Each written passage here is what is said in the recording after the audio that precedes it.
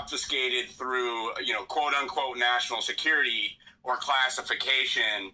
And we've seen, from government redactions over the years that they classify anything from, if they overclassify by a lot. We've seen instructions on how to operate a toilet at some point in time.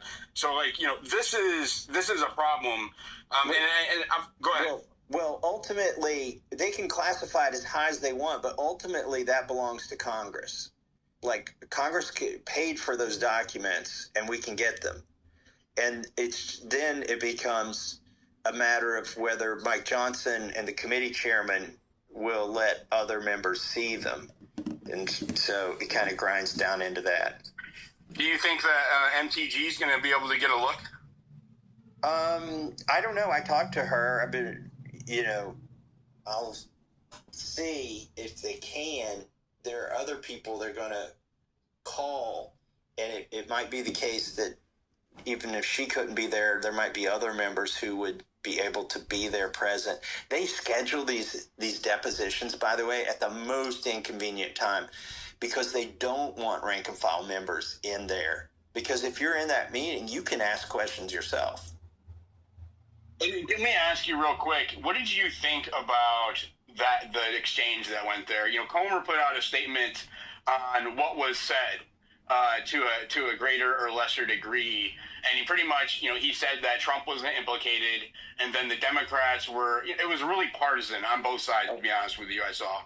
I thought the news reports were stupid.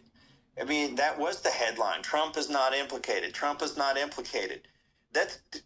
Well, we're not going after Trump. What we're looking for is justice for the victims. I never assumed he would be in there. But they somehow, I feel like that was a distraction to make that the headline, that Trump wasn't implicated. Well, that's not why we want these. Now, maybe some Democrats would hope and wish that he's implicated. But what Ro Khanna and I are looking for is for justice for the victims. And by the way, I'm not sure if we mentioned this in the other space, Ro Khanna and I have scheduled a press conference in front of the steps of the Capitol on September 3rd, when it's the first full day that Congress is back in session. I think it's at 10 a.m. when we're going to do that. We'll have survivors who've never spoken publicly before speak at that press conference. So here's the interesting thing about that. This puts to bed all of those people who they're just throwing up smoke and mirrors.